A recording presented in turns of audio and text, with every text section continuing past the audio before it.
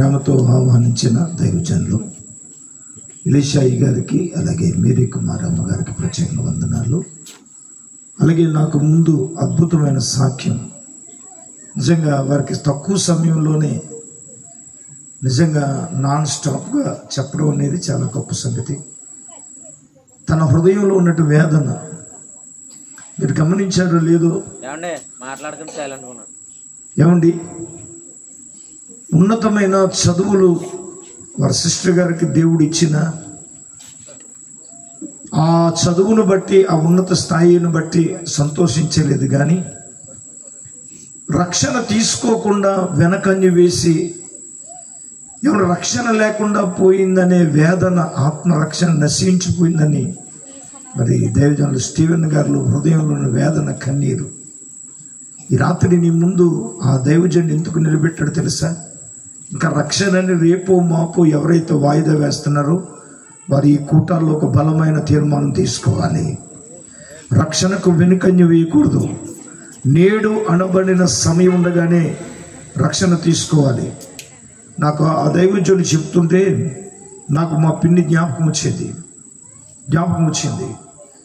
ఏమండి, మా చిన్నాన్న చిన్నమ్మ అంటే కజిన్స్ అన్నమాట. వాళ్ళు 31st నైట్ ఇలాగే బాప్టిజం తీసుకుందామని బట్టలు కూడా కొనేసుకున్నారు.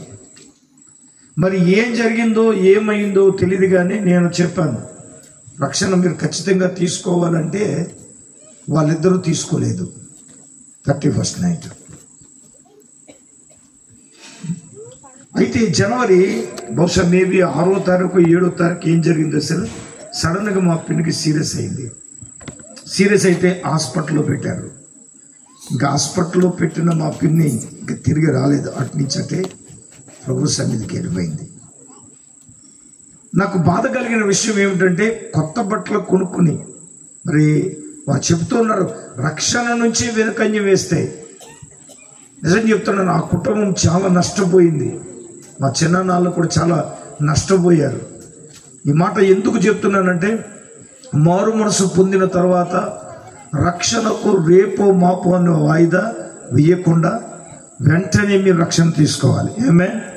ఎందుకంటే నమ్మి బాప్టిజం పొందిన వాడు రక్షించబడతాడు, నమ్మని వానికి శిక్ష విధించబడుతుంది. ప్రభువు వచ్చినప్పుడు ఆయన ఎదుట నువ్వు నిలబడగలవంటే, నేను అన్నాను, ఉన్నత విద్య కలిగిన వాడు నిలబడడు.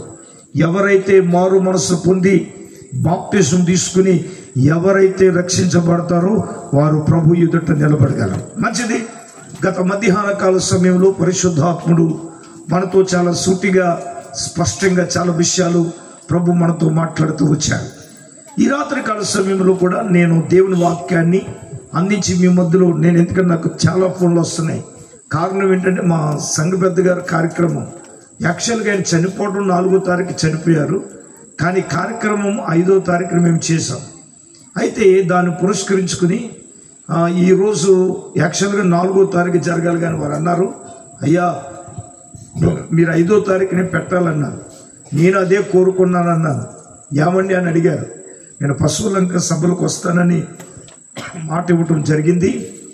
నేను వెళ్తానని చెప్పినప్పుడు వాళ్ళందరూ అక్కడే ఉన్నారు.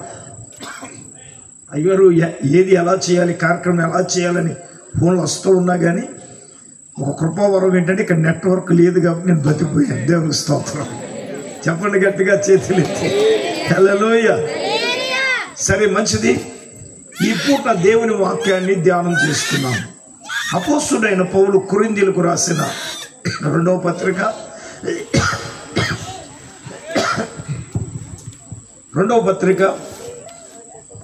2వ అధ్యాయం 12-13 వచనాలు చదువుకుందాం.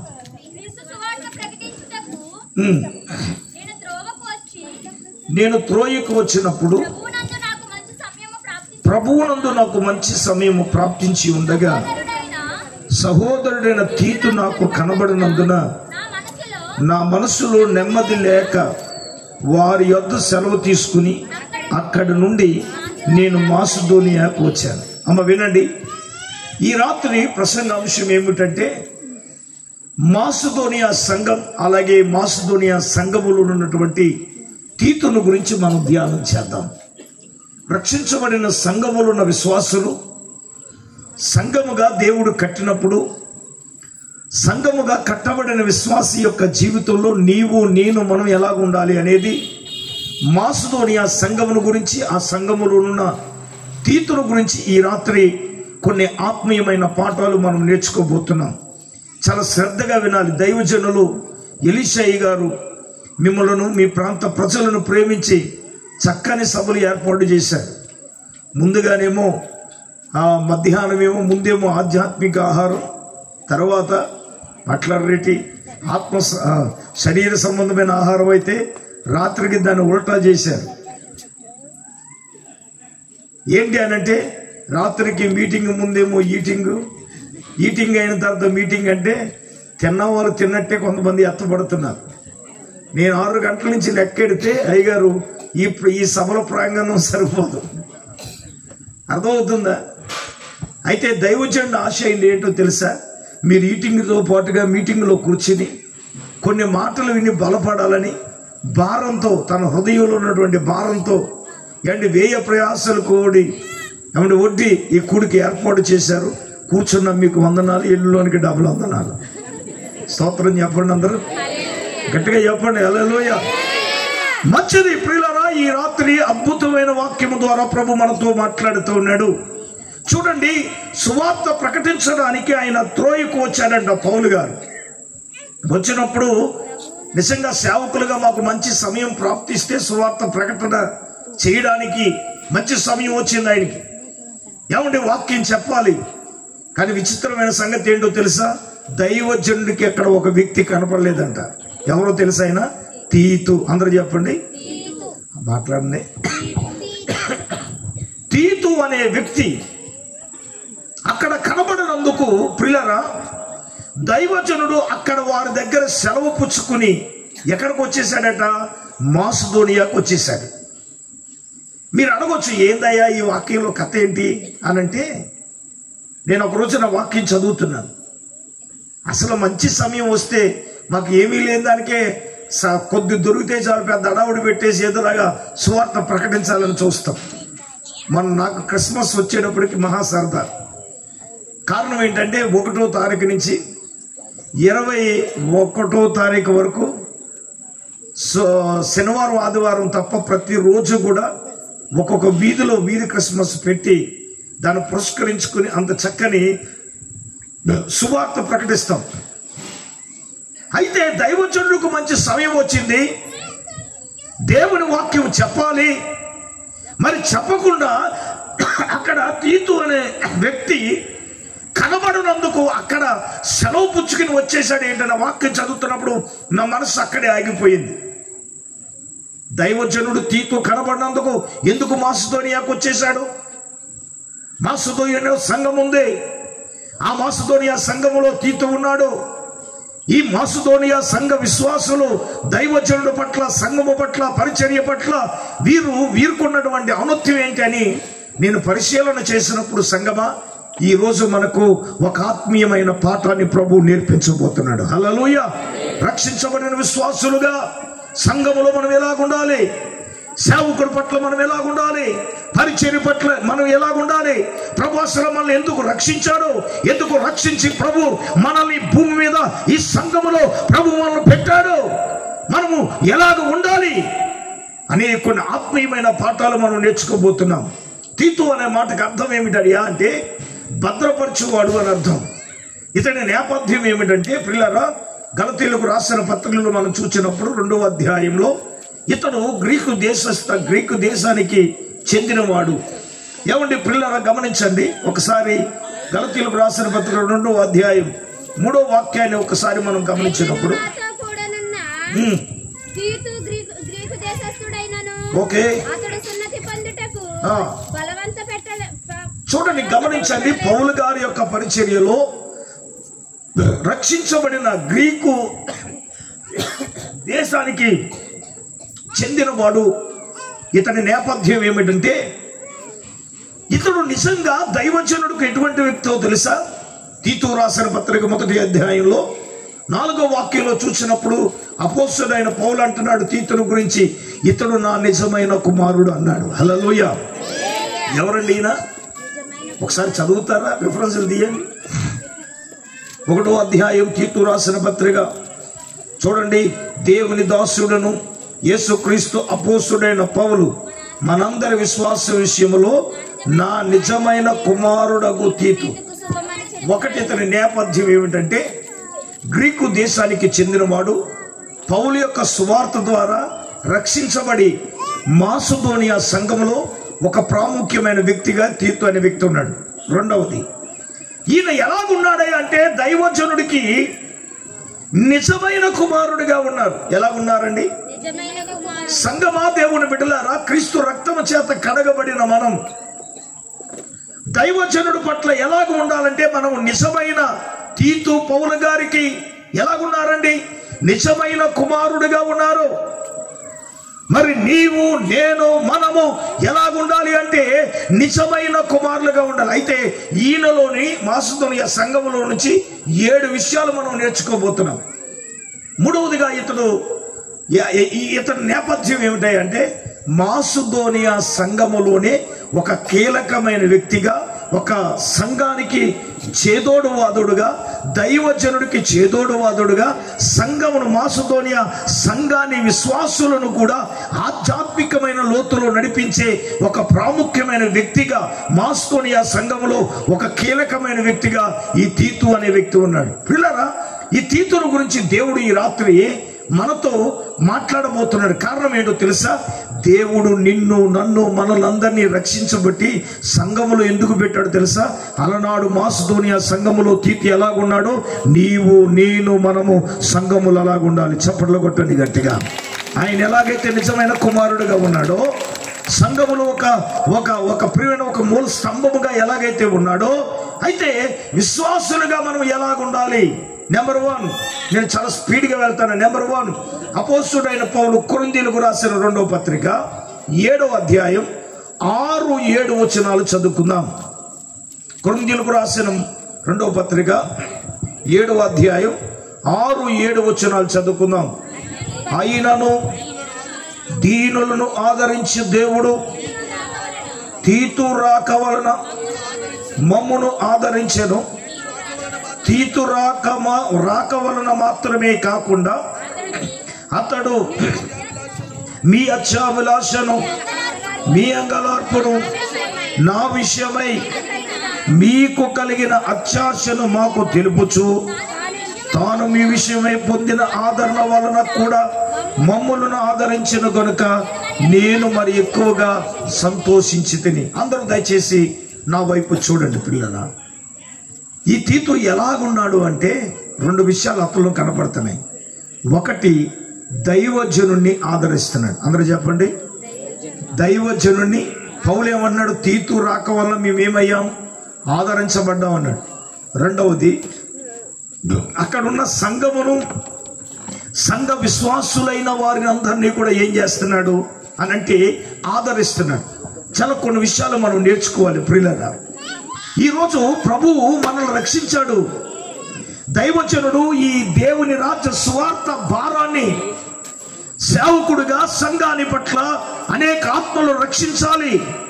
దేవుని రాజ్య వరుసలో కొన్ని ఆత్మలను ప్రభు ఎదుట నిలబెట్టాలి అని భారముతో దేవుడు తన సేవకుడి ద్వారా ఏర్పాటు చేయబడిన ఈ మహాసభలలో ఇది భారముతో కూడి ఉన్నది, బాధ్యతతో కూడి ఉన్నది. నశించిపోతున్న ఆత్మలను రక్షించి దేవుని రాజ్యములో, దేవుని ఎదుట, వధువు సంఘములో పెట్టి క్రీస్తు రాకడ ఎదుట సంఘాన్ని నిలబెట్టాలని దైవజనుడి యొక్క హృదయంలో ఉన్నటువంటి భారమును బట్టి ఏర్పాటు చేయబడిన ఈ సభలలో యేసయ్య రారాజు మందిరముగా ఇక్కడ ఉన్నది కదా.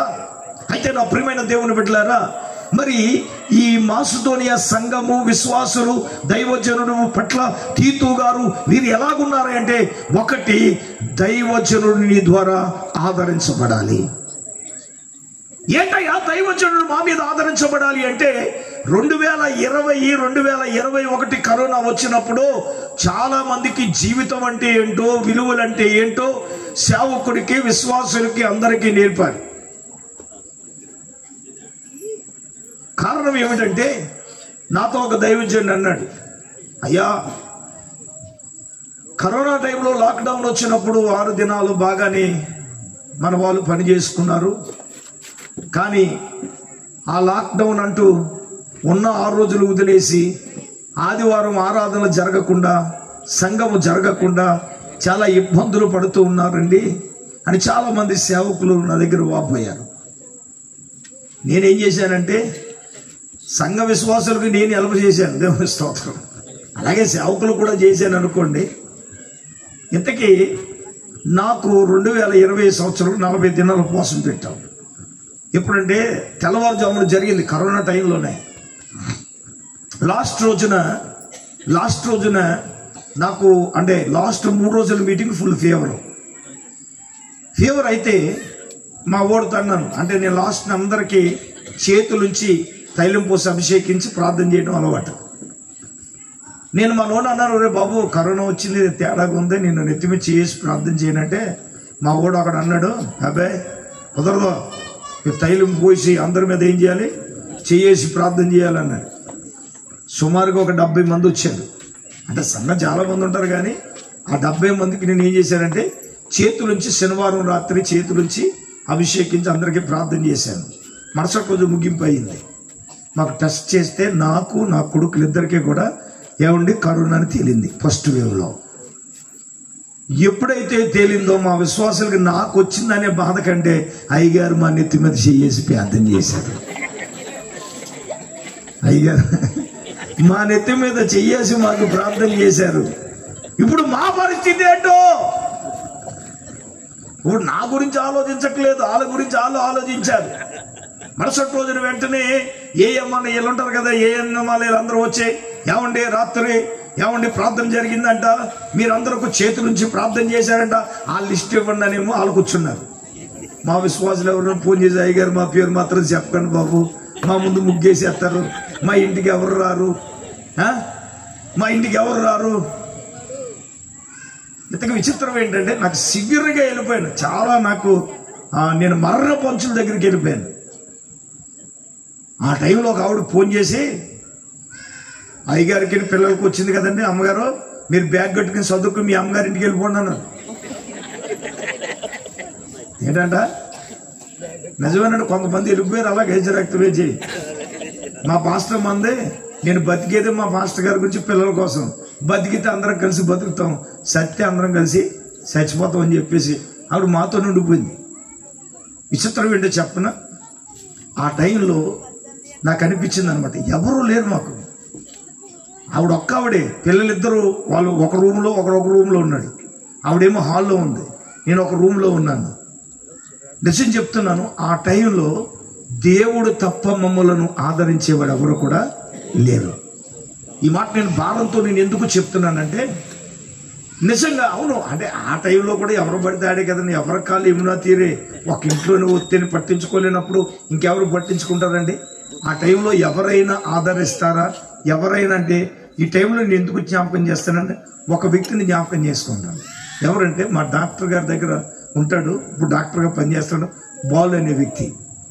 ఆ కరోనా టైంలో నాకు వచ్చి నేను ఒకే ఒక రిక్వెస్ట్ చేశాను, నాయన నువ్వు వచ్చి నాకు ఒక ఇంజెక్షన్ చేయాలని మా డాక్టర్ గారిని బతిమాలితే, ఏమండి లాక్డౌన్ ఫస్ట్ వేవ్లో ఎవరు వెళ్ళకపోయినా సీక్రెట్గా వచ్చి నన్ను ఆదరించి నాకు ఒక ఇంజెక్షన్ చేస్తే మరణ పంచులలోను వెళ్ళిన నన్ను ఆ దేవాది దేవుడు బతికించారు. చప్పట్లు కొట్టండి గట్టిగా. ఈ మాట నేను ఎందుకు చెప్తున్నానంటే, విశ్వాసుల ద్వారా సేవకుడు ఏం పొందాలంటే ఆదరణ పొందాలి. చూడండి, ఫిలిప్పీలకు రాసిన పత్రికలో చూసినప్పుడు ఒక్క మాట చూడండి, ఇది అందరూ చూడవలసిన మాట.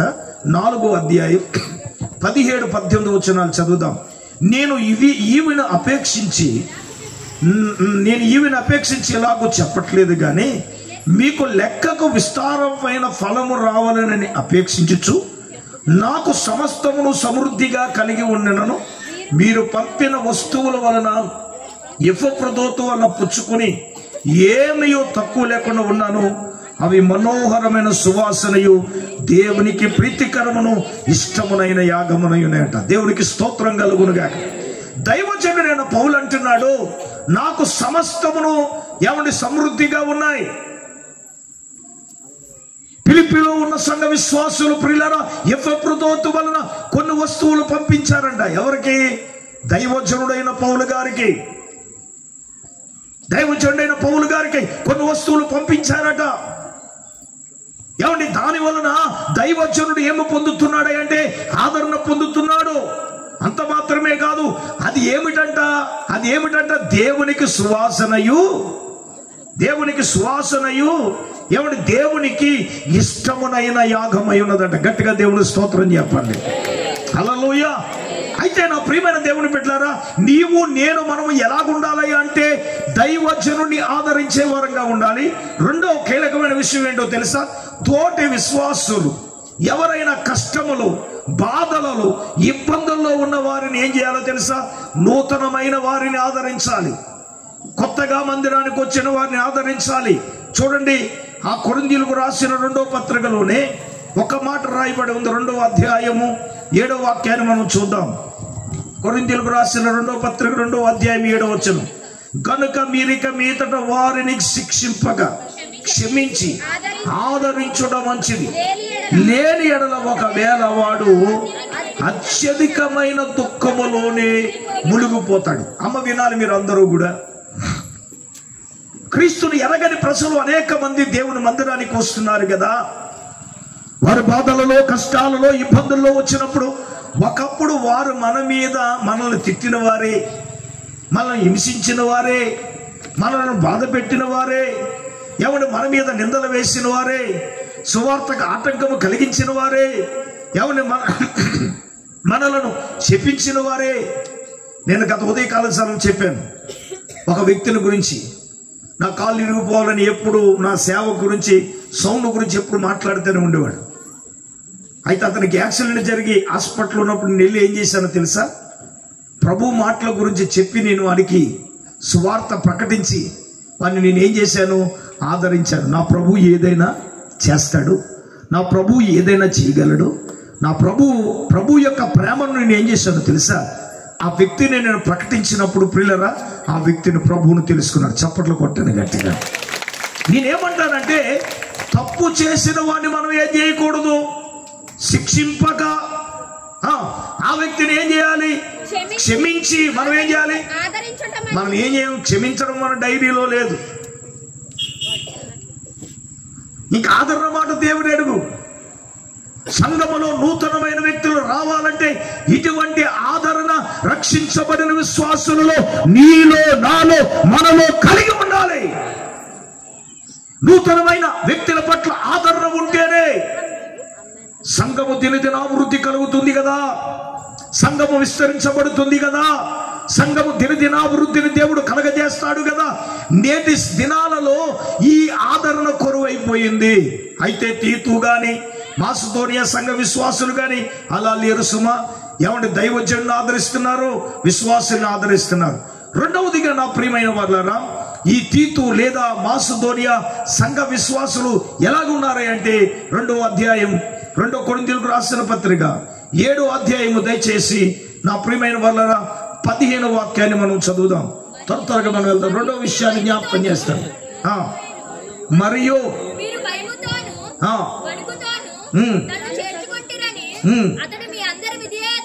చూడండి, భయముతోను వణుకుతోను తను చేర్చుకున్నాడండి. అతడు మీ అందరి విధేయతను జ్ఞాపకము చేసుకునుచు అతని అంతఃకరణమని ఎక్కువగా మీ ఎడల. రెండవదిగా ప్రియమైన వాళ్ళరా, మనం ఎలాగుండాలి అంటే విధేయత కలిగిన వారంగా ఉండాలి. ఎలాగుండాలండి? వారు భయముతో వణుకుతో కూడిన విధేయత.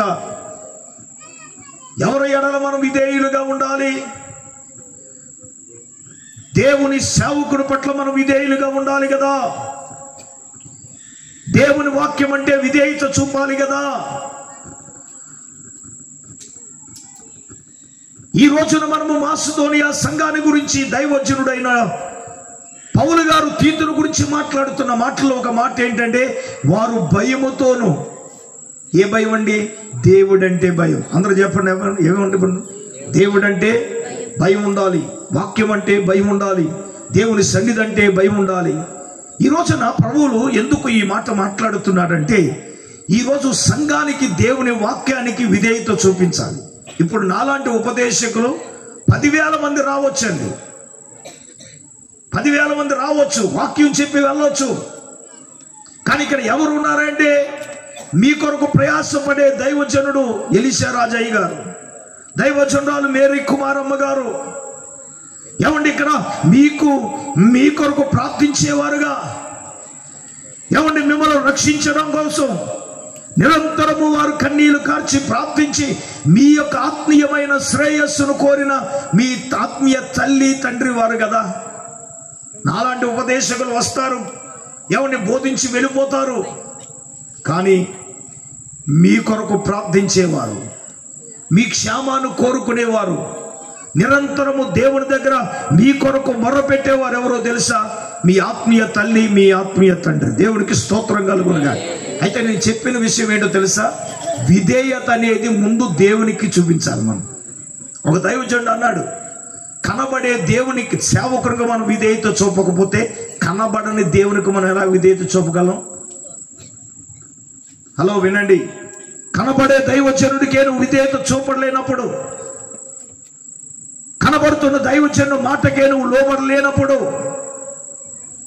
నాలాంటి వాళ్ళు వాక్యం చెబుతారు వెళ్ళిపోతారండి. హలో వినాలి, నాలాంటి వాళ్ళు వాక్యం చెప్పి వెళ్ళిపోతారు.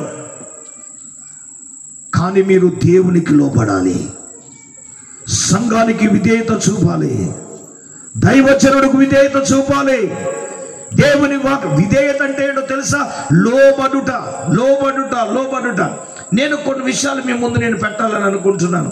మనం అసలు దేవునికి దేనికి విధేయులు అవ్వాలి అని అంటే చూద్దాం ఒకసారి. రోమీయులకు రాసిన పత్రిక చూడండి, 16వ అధ్యాయము దయచేసి 25వ వాక్యమును మనం చూచినప్పుడు, సమస్తమైన అన్యజనులు విశ్వాసమునకు విధేయులగునట్లుగా ఆది నుండి రహస్యముగా ఉంచబడిన మర్మము నిత్య దేవుని ఆజ్ఞ ప్రకారము ప్రవక్తల లేఖనము ద్వారా వారికి తెలుపబడి ఉంది. ఈ మర్మమును అనుసరించుచున్న నా సువార్త ప్రకారముగాను యేసుక్రీస్తును గూర్చిన ప్రకటన ప్రకారము మిమ్ములను స్థిరపరచుటకు శక్తిమంతుడు అద్వితీయ జ్ఞానవంతుడనైన దేవునికి యేసుక్రీస్తు ద్వారా నిరంతరము మహిమ కలుగును గాక. హల్లెలూయా. చెప్పండి గట్టిగా, చేతులెత్తి. అన్యజనులు విశ్వాసానికి విధేయులగునట్లు నిత్య దేవుని ఆజ్ఞ ప్రకారము ప్రవక్తల లేఖనము ద్వారా తెలపబడిన ఈ మర్మము అనుసరించుచున్న నా సువార్త ప్రకారముగాను. అమ్మ వినండి, యేసయ్య రాజ్య సువార్త యొక్క భారం ఏంటో తెలుసా? అమ్మ వినండి, యేసయ్య దేవుని రాజ్య యొక్క సువార్త యొక్క సభల యొక్క ఉద్దేశం ఏంటో తెలుసా? ఈ సువార్త ప్రకారంగా అన్యజనులైన వారు అనేక మంది విశ్వాసమునకు ఏమవ్వాలి? విధేయులవ్వాలి. విధేయులు అవ్వాలంటే మనం ఏం చేయాలి?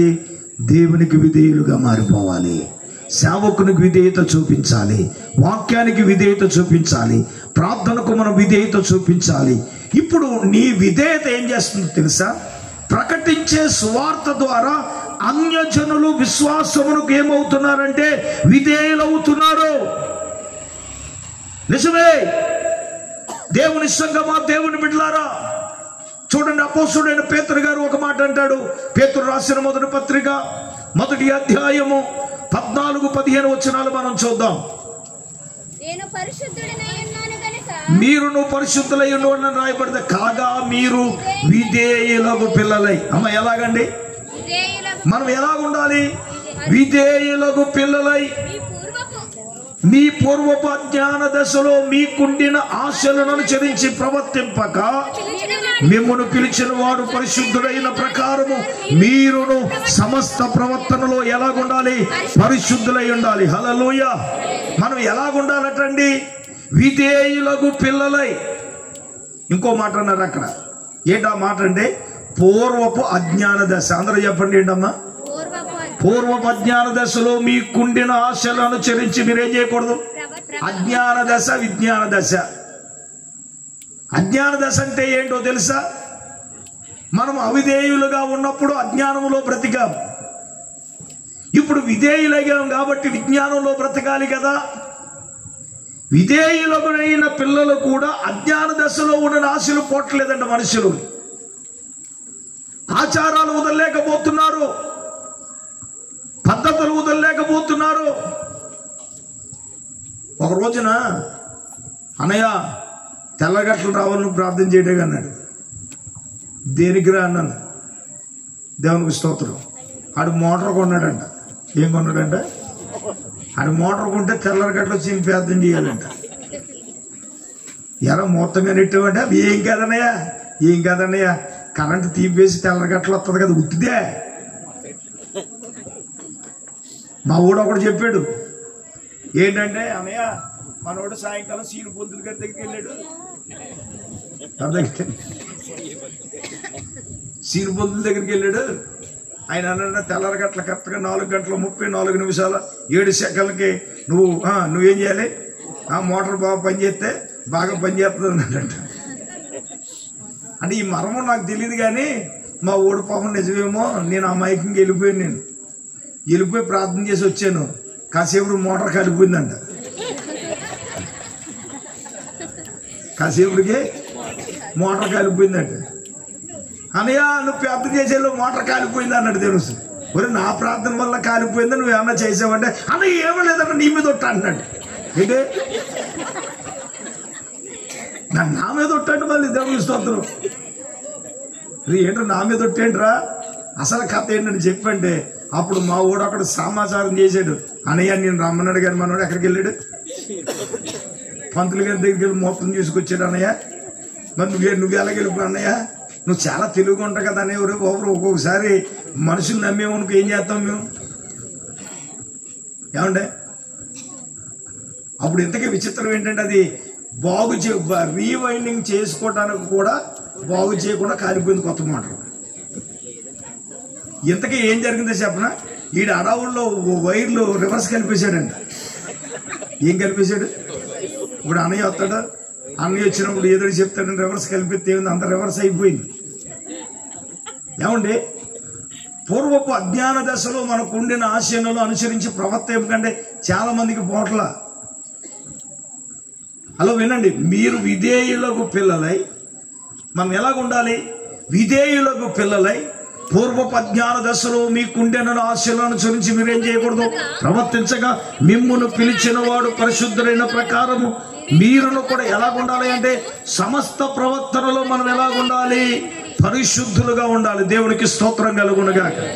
చెప్పండి గట్టిగా, చేతులెత్తి. ఇప్పుడు మాసిదోనియా సంఘము దైవజనుడు అంటున్నాడు, ఇదిగో మీరు భయముతోను వణుకుతోను ఏమండి విధేయత చూపిన వారు కాబట్టి మీ అంతఃకరణం అబ్బో ఎంత విధంగా చెప్తున్నాడండి. ఈ రోజున సంఘమా దేవుని బిడ్డలారా, మనము దైవ సేవకుని పట్ల విధేయత చూపుతున్నామా? చూడండి, ఇదే పేతురు రాసిన పత్రిక 1వ అధ్యాయము 22వ వచనాన్ని కూడా చదవండి. పేతురు రాసిన 1వ పత్రిక 2వ అధ్యాయం 22వ వచనం, మీరు సత్యమునకు విధేయులగుడు చేత మీ మనస్సులను పవిత్రపరచుకుని వారై ఉండి ఒకరినొకడు హృదయపూర్వకంగా మిక్కటముగా ప్రేమించండి. అమ్మ వినండి, మనము సత్యమునకు విధేయులగుడు చేత మీ మనస్సులు ఏమవుతాయి? పవిత్రవుతాయి. నేను గత ఉదయకాలం చెప్పాను, సత్యం అంటే ఏంటి? యేసయ్యే సత్యము, వాక్యమే సత్యము. అందరూ చెప్పండి, ఏది సత్యం అండి? యేసయ్య ఏమన్నారు? నేనే మార్గమును, నేనే సత్యమును, నేనే జీవమును అన్నారు. అదే యేసయ్య అన్నారు యోహాను సువార్త 17:17లో, సత్యమందు వారిని ప్రతిష్ఠ చేయము, నీ వాక్యమే సత్యము అన్నారు. అమ్మ వినండి, సత్యమునకు విధేయులవ్వడం అంటే అర్థం ఏమిటి? దేవుని వాక్యమునకు మనం విధేయులవ్వాలి. అప్పుడే మన మనసులు ఏం చేస్తాయి? పవిత్రపరచుకుని వారిగా ఉండి ఒకరినొకడు హృదయపూర్వకంగా విక్కటముగా మనము ప్రేమ కలిగి ఉండగలము కదా. హలో, మీరు వినాలి, వాక్యమునకు మనం విధేయులవ్వాలి, సత్యమునకు విధేయులవ్వాలి, విశ్వాసమునకు విధేయులవ్వాలి, విధేయులకు పిల్లలుగా మనము జీవించాలి. నేను అడుగుతూ ఉన్నాను, అక్కడ తీతు విధేయత చూపుతున్నాడు దైవజనుల పట్ల. మాస్తోనియ విశ్వాసులు విధేయత చూపుతున్నారు దైవజనుడి పట్ల. మరి నీకు నాకు మనకు విధేయత చూపుతున్నావా? ఏదో నాలంటాడు వాక్యం చెప్తాడు, నాకు చూపించడం కాదు విధేయత. మిమ్మల్ని ఆత్మీయంగా కానీ దేవుణ్ణిలో పెంచుతున్న దైవజనుల పట్ల నేను ఎంతలాగైనా బాగా ఉపదేశించవచ్చు. నేను ఎంతవరకు అంటే ఉపదేశించి వెళ్ళే వరకే నా పని. కానీ మిమ్మల్ని ఆత్మీయంగా కనిపించిన మీ ఆత్మీయ తల్లిదండ్రులకు మీరు ఏం చూపించాలంటే విధేయత చూపే వరంగా ఉండాలి. హల్లెలూయా. విధేయత చూపుతున్నారా?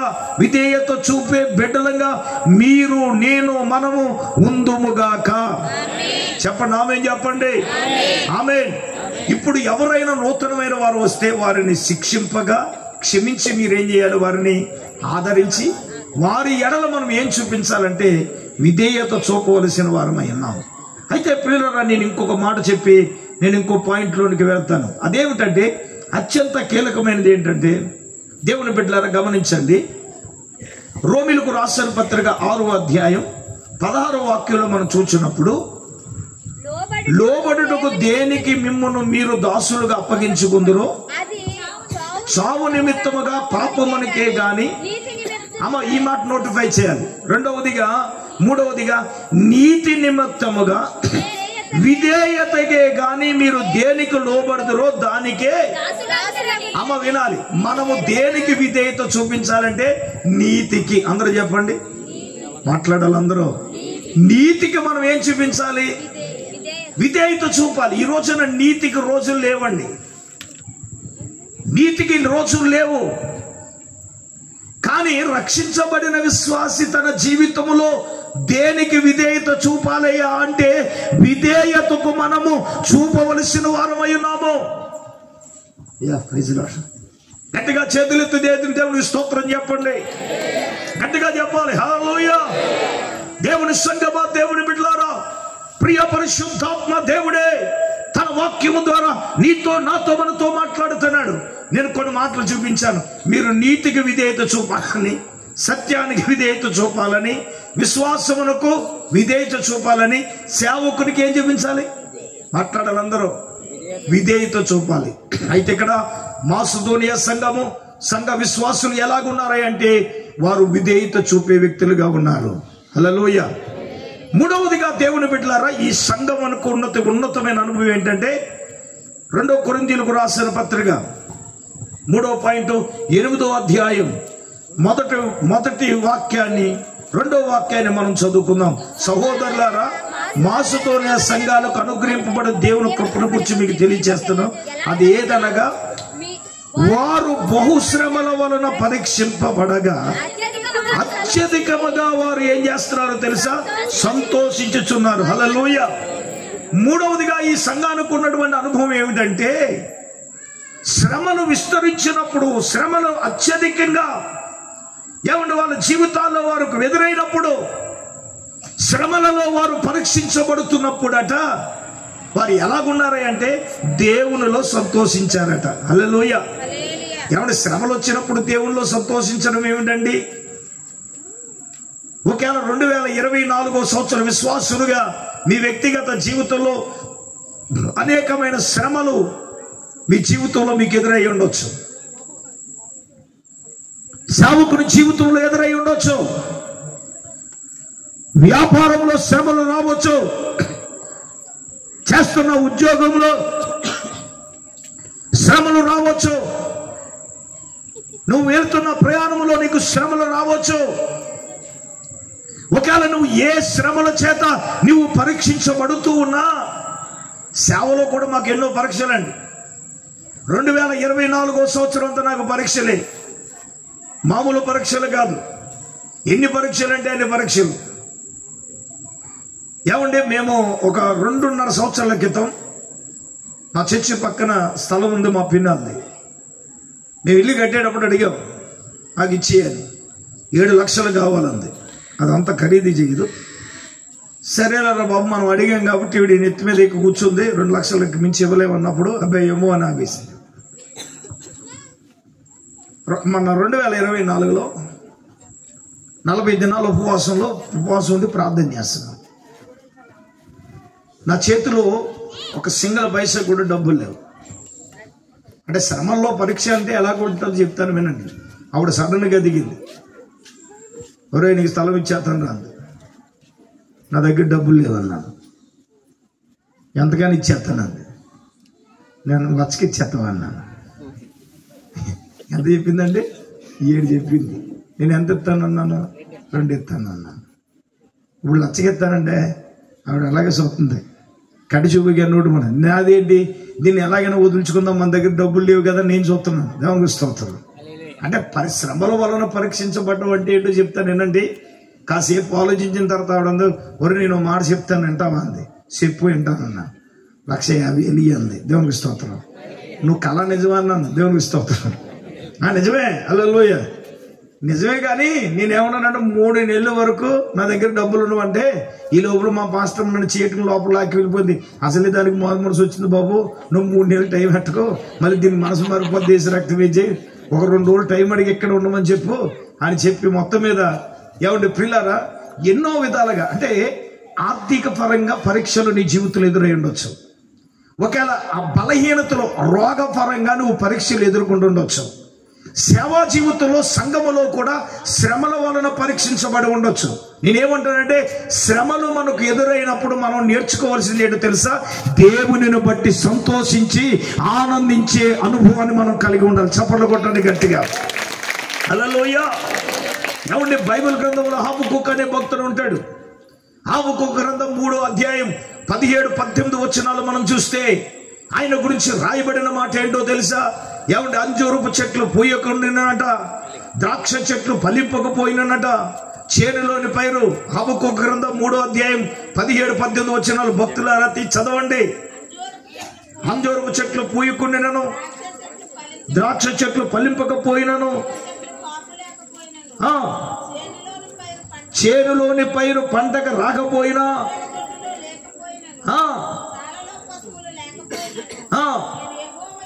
నేను యెహోవా యందు ఆనందిస్తున్నాను, నా రక్షణకర్త అయినా నా దేవుని యందు సంతోషం. చప్పలు కొట్టను గట్టిగా.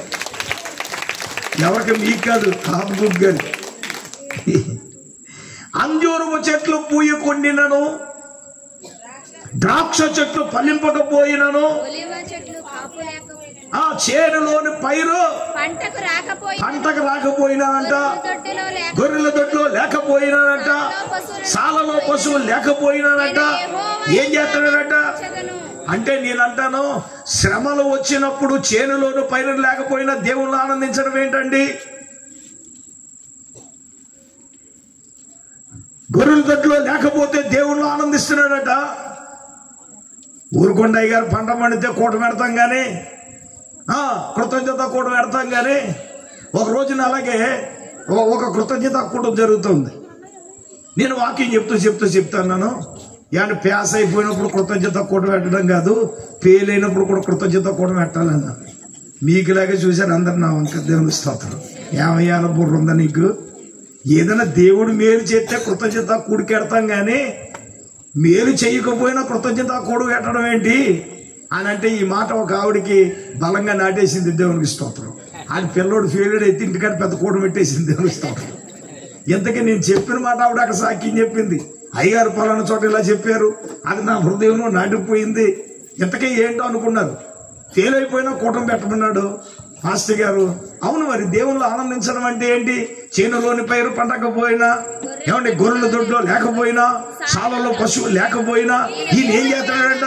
నా దేవునిలో సంతోషిస్తున్నాడట. ఇదిగో నేను యెహోవా యందు ఏం చేస్తాను? ఆనందిస్తాను. నా దేవుని యందు నేను ఏం చేస్తాను? నేను సంతోషిస్తాను. హల్లెలూయా. నిజమే. సేవకులుగా సేవలో వారు శ్రమల వలన పరీక్షించబడుతున్నప్పుడు, వారి దైనందిన జీవితంలో వారికి అనేకమైన పరిస్థితులు ఎదురైనప్పుడు సేవకుడు ఒకటి నేర్చుకున్నాడు ఏంటి తెలుసా? దేవునిని బట్టి సంతోషించడం. హల్లెలూయా. చెప్పండి గట్టిగా చేతులెత్తి.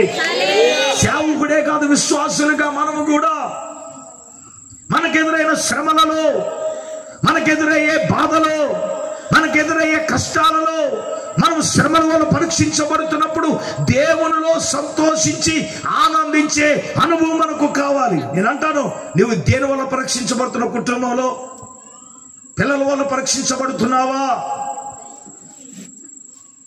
ఒకవేళ ఆర్థిక పరిస్థితుల వల్ల నువ్వు పరీక్షించబడుతున్నావా?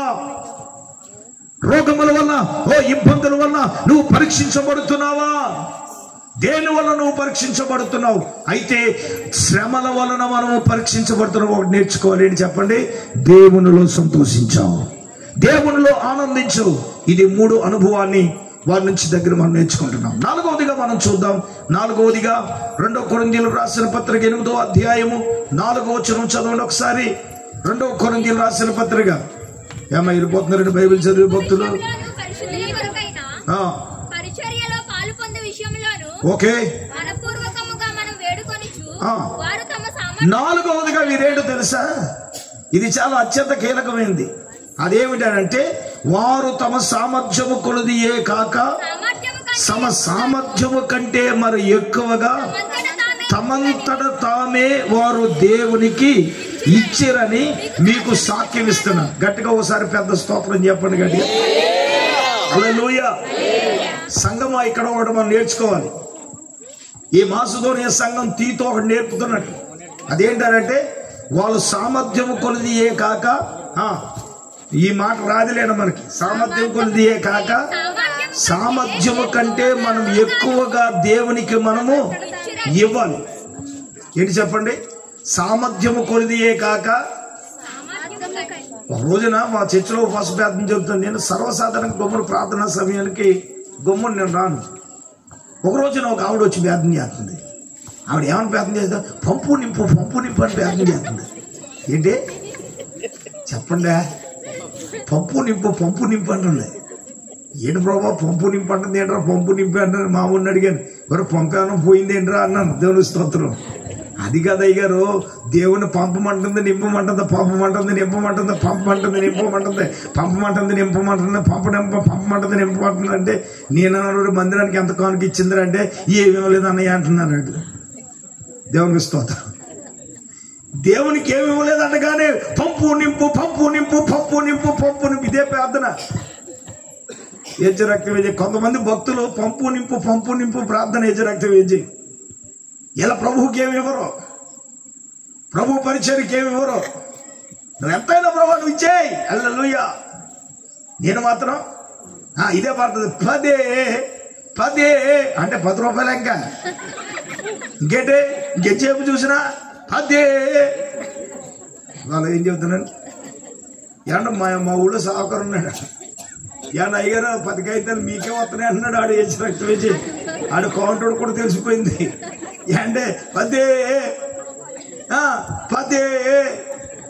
మాట్లాడతలేదంటే ఇంకా అంతకు మించి ఎక్కువ వేసి రక్త వేసి. ఓ రోజున కాగితాలన్నిటికీ మీటింగ్ వచ్చిందంట. దేవునికి స్తోత్రం. 10 రూపాయలు గర్వంగా చెప్తుంది అనమాట. ఏంటి కాలరాకిలేసి చెప్తుంది అనమాట. దేవునికి స్తోత్రం. ఇదిగో ప్రతి ఒక్కళ్ళ చేతిలోనే నేనే. హల్లెలూయా. నన్ను అన్ని చోట్ల వాడుతున్నారంటే 500కి ఇంత బాధపడిపోతుందంట. ఏంటంట చెప్పండి? 500కి అయిందో మనం ఏదైనా వస్తే ఇంకా 10 ఇంకా అంతకు మించి మనం వెళ్ళాం కదా. నిజమండి. ఈ కూటాలు జరుగుతున్నాయి. నేను మా మాస్టర్ గారితో అన్నాను, మా ఎలిసయ్య గారికి 100 ఎట్టాలండి బాబు అన్నాను. ఏమన్నా అన్నాడు, బాబు వీళ్ళు అంతకంత మంది భోజనాలు ఇట్టేస్తున్నాడు, ఎలా ఇట్టేస్తున్నాడు అయ్యగారు? నిజంగా కక్క ముక్కతో చాలా ఎంతో భారంతో ఇట్టేస్తున్నాడు అయినా. మళ్ళీ పొద్దున్న మా ఊరికి దేవునికి స్తోత్రం చెప్పండి. స్తోత్రం చెప్పండి. చెప్పండి. పెట్టేస్తున్నాడని ఆయనే చూసుకుంటున్నాడండి. మా ఊళ్ళో ఒకళ్ళు ఉన్నారు, అంతా అయ్యగారే చూసుకుంటాడు. దేవుని మరి నువ్వేం చూస్తావురా? హెచ్చరక్క వేచే అంతా అయ్యగారే చూసుకుంటాడంట. మరి నువ్వేంటి చూసేది? ఏమంటే మాసుదోనియ సంఘానికి విశ్వాసం సామర్థ్యము కొలిదియే కాక సామర్థ్యము కంటే మరి ఎక్కువగా. చూడండి ఎప్పుడులారా, ఇందాక నాకు బ్రదర్ చెప్తున్నాడు కదా, పర్ణశాలల పండుగ అన్నారు కదా. పర్ణశాలల పండుగలో ఏమంటే యూదులకు, ఇశ్రాయేలీలో 3 పండుగలకు చాలా ప్రాముఖ్యత ఇస్తారు. అదేంటంటే పస్కా పండుగ, రెండోది పెంతెకోస్తు పండుగ, మూడోది పర్ణశాలల పండుగ. నేను కొంత బ్రీఫ్గా చెప్తాను. అది ఆ పర్ణశాలల పండుగ 7 రోజులు జరుగుతుందండి. ఎన్ని రోజులు జరుగుతుంది? మాట్లాడాలి. 7 రోజులు జరుగుతుంది. 7 రోజుల్లో అత్యంత కీలకమైన ఒక విషయాన్ని జ్ఞాపకం చేస్తాను. ద్వితీయోపదేశకాండం చూడండి. ద్వితీయోపదేశకాండము 16వ అధ్యాయం. అందరూ తెరవండి. ద్వితీయోపదేశకాండం 16వ అధ్యాయము 16, 17 వచనాలు చదువుదాం. ద్వితీయోపదేశకాండం 16వ అధ్యాయం 16-17 వచనాలు. ఏటకు 3 మార్లు అనగా పొంగర రొట్టెల పండుగలోను, వారాల పండుగలోను, పర్ణశాల పండుగలోను, నీ దేవుడని యెహోవా ఏర్పరచుకున్న స్థలమున నీ మగవారందరూ. ఓకే, 17వ వచనం. వారిలో ఎవరు ఒట్టు చేతులతో యెహోవా సన్నిధిని కనబడక నీ దేవుడైన యెహోవా నీకు అనుగ్రహించిన దీవెన చొప్పున ప్రతి వాడు శక్తి కొద్ది దేవునికి ఇవ్వాలని. చప్పట్లు కొట్టని గట్టిగా. నేనేమంటానంటే నీకు అర్థమయ్యే రీతికి సామర్థ్యము కొలిదియే కాక సామర్థ్యము కంటే ఎక్కువగా అంటే అర్థం ఏంటంటే దేవుడు మనలను దీవించే కొలది మనం ఏమివ్వాలండి దేవునికి? మాట్లాడాలి అందరూ. శక్తి కొలది దేవునికి మనము ఇవ్వాలట. హల్లెలూయా. ఇంతకీ వాళ్ళు ఎవరయ్యా అంటే ఉన్నవాళ్ళు కాదండి, వ్యాపారస్తులు కాదు, మాసిదోనియా సంఘం చూస్తానికి వాళ్ళు ఎవరట? నిరుపేదలట. ఎవరట అండి? మాట్లాడాలండి. నిరుపేదలు. కానీ వాళ్ళలో ఏముంది? దాతృత్వం ఉంది. దేవునికి ఇవ్వాలని దాతృత్వం ఉంది. ఏ పనైనా ఏదైనా మాకు చెప్పలేదు, చెప్తే చేసేద్దాం. దేవుని స్తోత్రం. తీరా ఈడు చెప్పిన కానీ ఏం చేస్తాడు? నాకు ఈ రోజున మా బంధువులు పెళ్ళి ఉందండి, అక్కడికి వెళ్ళాలండి, లేటుగా వస్తానండి. చెప్పకపోతే పోతాడు, చెప్తే పోతుంటే ఇంటికి చెప్పకపోతే చెప్తే నేను తిరగేసేద్దాను, బాగాలేసేద్దాను. ఏముండదు, ఉత్తిదే ఏచ రక్తం ఏచేయి అని ముందే తెలుసు. ఒక రోజున ఒక సోదరుడు అనమాట, మా సోదరుడే, అయ్యారండి మీరు మా ఓడికి ఏం చెప్పట్లేదు అన్నవాడు, మీరు చెప్తే మా ఓడు ఏదైనా చేసేస్తాడంటండి అని అంటే నేను ఊరుకుని ప్రార్థన చేశాను. దేవుని స్తోత్రం. ఓ సంఘటన వచ్చినప్పుడు అందరికీ చెప్పడం మన జరు బాబా నువ్వు చెప్తే ఏదో చేసేస్తాను అంటున్నావు కదా అని ముందుగా ఆడికి చెప్పాను. ఊరు నువ్వు ఈ పని చేయాలరా అంటే ఆడు ఏం చెప్తానే ఇప్పుడే వస్తానని చెప్పేసి అంతే ఫోన్ స్విచ్ ఆపేసాడండి. ఏం చేశాడు? నేను ఫోన్ చేస్తాను ఫస్ట్ సారి ఫోన్ చేసినప్పుడు మీ ఫోన్ కవరేజ్ ఏరియాలో వచ్చింది, ఆపేసింది. మళ్ళీ రెండోసారి చెప్తే ప్రస్తుతం మీరు చేస్తున్న ఫోన్ స్పందించట్లేదు అని ఉంది.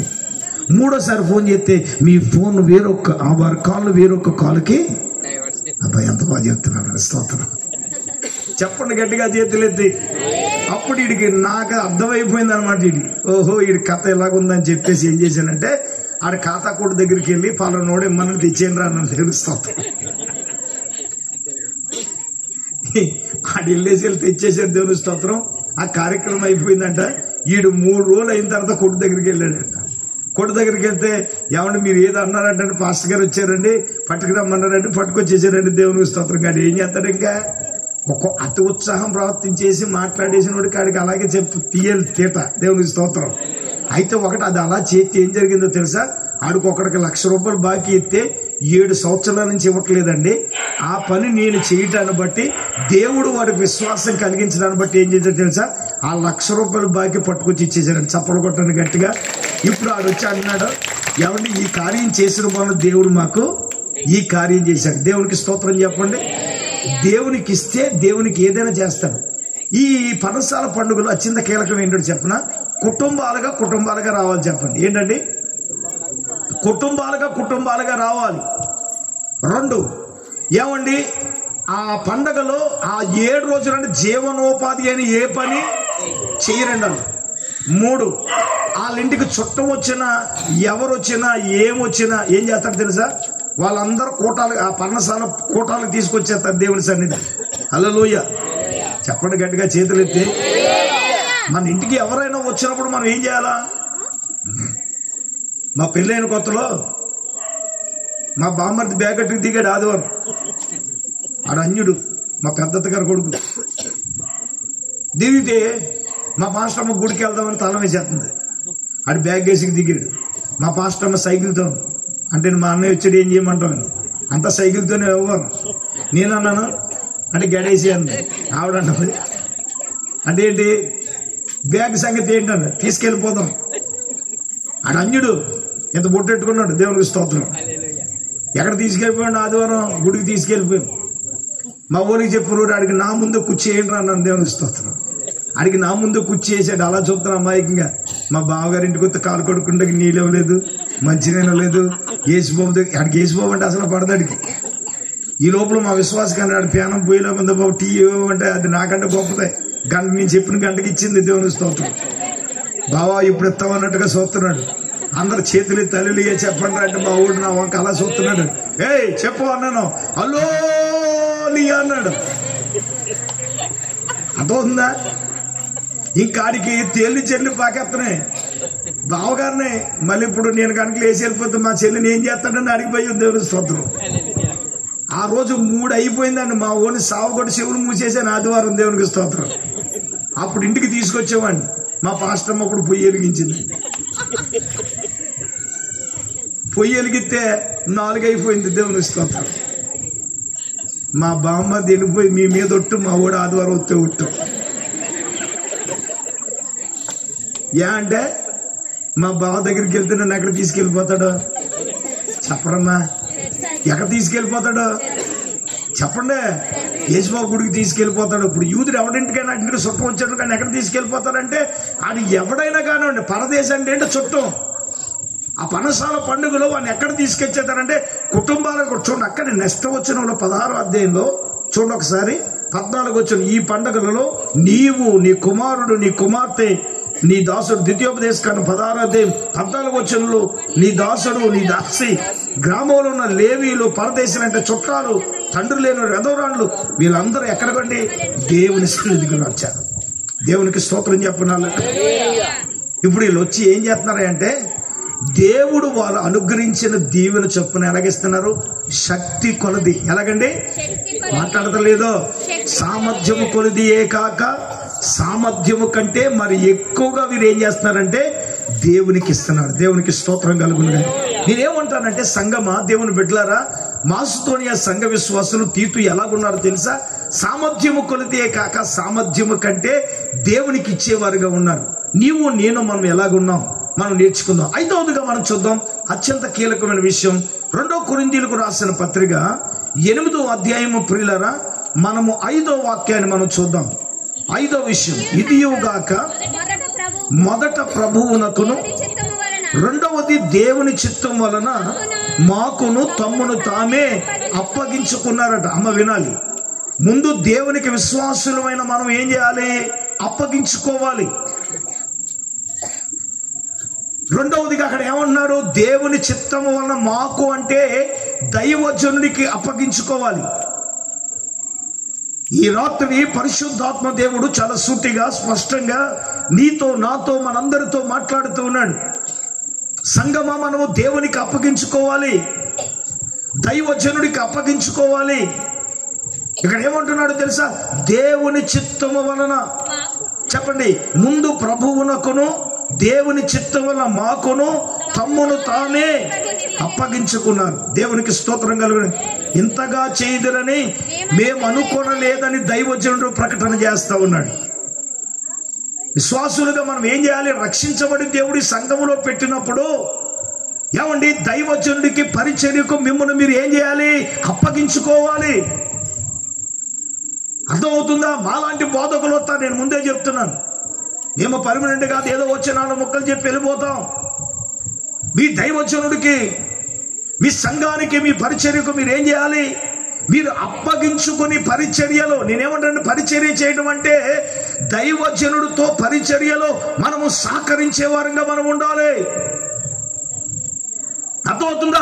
మిమ్మును మీరే ఏం చేయాలండి? ముందు దేవునికి అప్పగించుకోవాలి.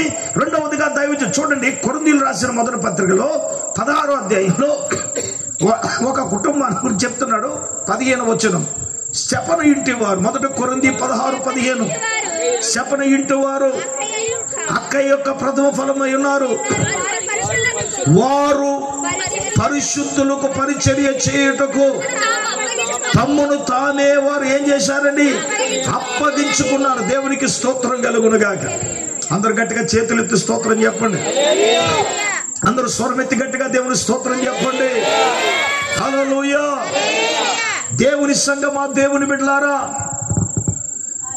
ఏమండి దేవునికే కాదండి దేవుని సేవకులకు కూడా విశ్వాసులుగా మనం ఏం చేయాలో తెలుసా? మనము పరిచర్య చేయడానికి ఏం చేయాలి? అప్పగించుకోవాలి. నేను ఎలాగంటున్నానని కాదు, కానీ నేను టీపీఎం సభలకు వెళ్తాను. ప్రతి సంవత్సరం. నేను అక్కడ చూసేటప్పుడు నాకు చాలా ఆశ్చర్యం వేస్తుంది. ఏమండి, అక్కడ ఐఏఎస్ పాస్టర్ గారు, ఐఏఎస్ కలెక్టర్స్, డాక్టర్స్ అండి. అక్కడ టీపీఎంలో సభలు జరిగేటప్పుడు అండి, వాళ్ళు అక్కడ పరిచర్య చేయడానికి కొన్ని నెలల ముందే వాళ్ళు ఏం చేస్తారన్నా రిక్వెస్ట్ పెట్టుకుంటారంట, అయ్యా సభల్లో మాకు అవకాశం ఇవ్వండి అని. ఇంకో మాట, ఎవడు పడితే అక్కడ వాళ్ళు చేయడానికి వీల్లేదు. అడు వారి పేరు నమోదు చేసుకుంటారు, వారికి ఒక ట్యాగ్ ఇస్తారు, వారికి ఒక టీం నాయకుడు ఉంటాడు. వాళ్ళు వెళ్ళి ఆ టీం నాయకుడు కలవాలి. ఆ టీం నాయకుడు ఏంటో తెలుసు, ఆడికి చదువు సంజయలేదు. ఐఏఎస్ కలెక్టర్ అయినా సరే ఆ చదువు రానుడు ఏం చెప్తే అక్కడ అది చేయాలి. నాకు చాలా ఆశ్చర్యం అనిపించిందండి. ఒకరోజు దైవజనులు ప్రభు కుమార్ గారు నేను ఎల్ఈఎఫ్ సభలకు వెళ్ళామండి. సభలకు వెళ్ళినప్పుడు అక్కడ ఒక ఆయన చెత్త ఏరుతూ ఉన్నాడు. చెత్త ఏరుతూ ఉంటే నాతో ఆయన ఎవరో తెలుసా మీకు అన్నాడు. ఏమన్నా తెలియదండి అన్న.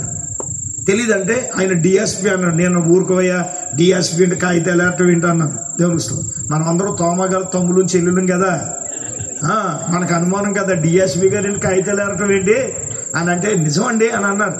నేను ఆడ కూడా ఎంబడపడ్డాను, మీరు డిఎస్పీయా మీరు డిఎస్పీ అంటే నవ్వుతున్నాడు తప్ప నిజం చెప్పడు ఆడు. దేవునికి స్తోత్రం. మొత్తం మీద ఆడు కూడా తిరిగితే నవ్వుతున్నాడు. నవ్వుతూ ఉంటే మొత్తం మీద చెప్పండి సార్ అని అంటే అప్పుడు నవ్వుతా అన్నాడు. అలా వైపు చూపించి అదిగో చూడండి ఆ గేట్ ఉంది చూసారా, ఆ మెయిన్ గేట్ అవతల వరకు నేను ఏమన్నా డిఎస్పీని. ఆ గేట్ అవతల దాటి మందిర ప్రాంగణంలో నేను అడుగు పెట్టాను అనుకోండి, నేను ఏమన్నా తెలుసా, ఇక్కడ ఉన్న విశ్వాసులందరిలో సామాన్యమైన వాడిని అన్నాడు. చప్పట్లు కొట్టడం నాకు తెరం లేదని. హల్లెలూయా. అదే నువ్వు డిఎస్పీ అయితే నా అయ్యగారు పేటేసుకుని నీ చుట్టూ తిరగాలి. అది మరి మన డిఎస్పీ గారు వచ్చారు చూడండి భక్తులారా, నాడు అసిస్టెంట్ ముగ్గురు నెట్టాలి మీకు. అంత ఎంత సింప్లిసిటీగా ఉన్నాడని. ఇంకో మాట అన్నాడు, అయ్యా మీరు ఏం చూశారు, మేము మా పాస్టర్ గారి దగ్గరికి వెళ్తాం. మా పాస్టర్ గారి దగ్గరికి వెళ్తే మా పాస్టర్ గారు మమ్మల్ని జోలు దగ్గర కాపులు ఎడితే మేము అక్కడ ఉండాలా. మా పాస్టర్ గారు ఇవాళ మీరు లిటర్ని కడగండి అన్నాడు అనుకో, అక్కడ మేమేం చేయాలా, మేము లిటర్లు కడగాలి. మేము మా పాస్టర్ గారు మీరు శుభ్రంగా తుడిచేయండి అన్నారనుకో, మేము తుడిచేయాలి. బరకాలు ఎత్తమంటే మేము మా పాస్టర్ గారు ఏం చెప్తే అది, నేను ఐఏఎస్ అని, నేను డిఎస్పీని, నేను ఇది అది అంటే అదేం కుదరదు. కాదు గేట్ అవతల వరకాడు. మందిరంలోకి వచ్చాడంటే ఎవరండి, సామాన్యుల్లో ఒకడు. నాకు తిరం లేదండి. దేవునికి స్తోత్రం. ఆయన అన్న మాట ఒకటి చెప్తానండి, అయ్యా మేము ఇంతలాగా తగ్గించుకుని దేవుని పరిచయం చేసి ఇక్కడ మేము దేవుని నమస్కారం పెడితే బయట మేము వెళ్తే మేము బయటోడికి ఎవరికి పెట్టాం, ఎవడైనా మాకే పెట్టాలన్నాడు. చప్పలు కొట్టండి గట్టిగా, కొట్టండి గట్టిగా. మా దేవుడు మమ్మల్ని ఎంత ఉన్నత స్థాయిలో పెట్టాడు కదండి. నాకు చాలా ఆశ్చర్యం వేసింది ప్రియులారా. అంటే వాళ్ళు ఐఏఎస్లైనా ఉన్నత ఉద్యోగులైనా దైవోద్యోగికి ఏం చేస్తున్నారండి, అప్పగించుకున్నారు. వాళ్ళు ఓ మాట చెప్పనా, వాళ్ళు పాస్టర్ గారు తిట్టిన వాళ్ళ సంఘాన్ని వదలరు. దేవునికి స్తోత్రం. తెలుసా మీకు? ఇంకో మాట, వాళ్ళు ట్రాన్స్ఫర్ ఇంకో చోటకి వెళ్ళినా వాళ్ళ సహవాసానికి వెళ్తారు తప్ప వేరొక సహవాసానికి వెళ్ళరు. నచ్చకపోతేనే వాళ్ళు ఎంత దూరమైనా ఇక్కడికి వస్తారంట. అంటే ఏంటి, సంఘము పట్ల సేవకుని పట్ల వాళ్ళకున్న నిబద్ధత. దేవునికి స్తోత్రం కలుగునుగాక. అర్థమవుతుందండి. ఈ రోజున నీవు నేను మనం ముందు దైవజనుడు చెప్తున్న మాట ఏంటంటే ముందు దేవునికి అప్పగించుకున్నారట. మనం ఎవరికి అప్పగించుకోవాలండి, ముందు దేవునికి మనం అప్పగించుకోవాలి. నేను ఉదయకాల సమయంలో నేను ఒక వాక్యాన్ని జ్ఞాపకం చేశాను. ఉపదేశ క్రమానికి మనం ఏం చేయాలండి, అప్పగించుకోవాలని ఉదయకాల సమయంలో జ్ఞాపకం చేశాను. మాసిదోనియా సంఘం రెండవదిగా దైవజనులకు పరిచర్యకు అప్పగించుకోవాలి. ఈ ప్రాంతంలో సేవకుని పంపించాడు అంటే, ఇక్కడ ఘనమైన సేవ జరుగుతుందంటే సేవకునికి పరిచర్య చేయడానికి మిమ్మల్ని మీరు ఏం చేయాలండి, ఇక్కడ అప్పగించుకోవాలి కదా. సేవకుడు పక్షాన నిలబడే బిడ్డలుగా మనం ఉండాలి కదా. చూడండి, ఇక్కడ స్టెఫను ఇంటూ వారంట పరిశుద్ధులకు పరిచర్య చేయుటకు తమ్మును తామే ఏం చేశారంట, అప్పగించుకున్నారంట. ఇంకొక మాట ఉంది, రోమీయులకు రాసిన పత్రిక 16వ అధ్యాయంలో పౌలు ఒక కుటుంబాన్ని గురించి చెప్తున్నాడు. వాళ్ళు ఎవరో తెలుసా, అక్కులలో ప్రిస్కిల్లలో. దయచేసి 3-4 వచనాలు చూద్దాం. రోమీయులకు రాసిన పత్రిక 16వ అధ్యాయం 3-4 వచనాలు.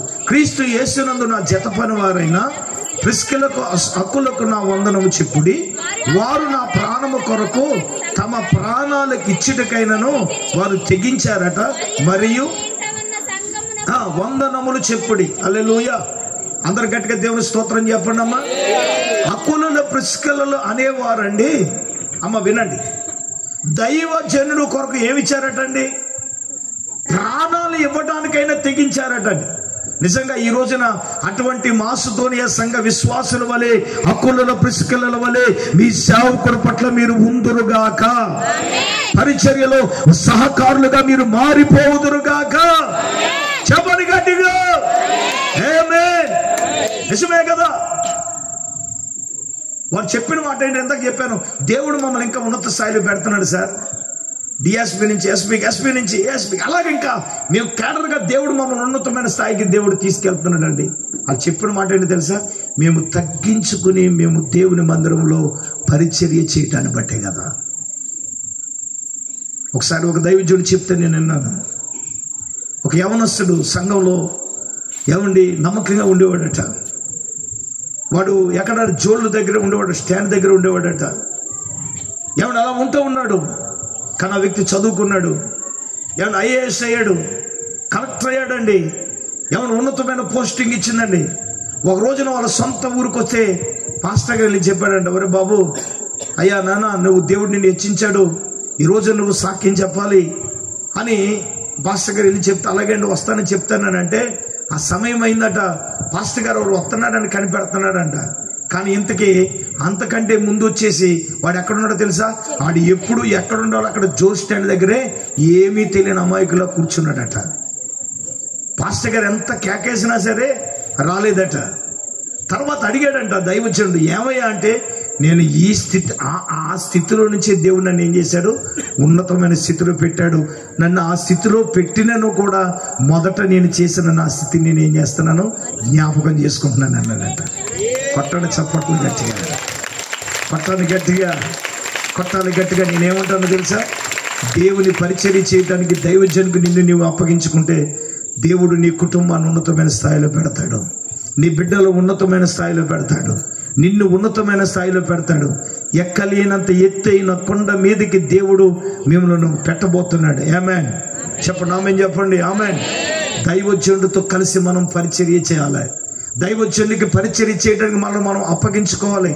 ఉపదేశకులు ఎంతమంది అయినా వస్తారు, కానీ మన కొరకు కన్నీళ్లు కార్చేవాడు మీ సేవకుడు, మీ కొరకు ఏడ్చేవాడు సేవకుడు, మీ క్షేమాన్ని కోరేవాడు సేవకుడు, మిమ్మల్ని ఆదరించేవాడు సేవకుడు, మీ కష్టంలో మీతో ఉన్నవాడు సేవకుడు.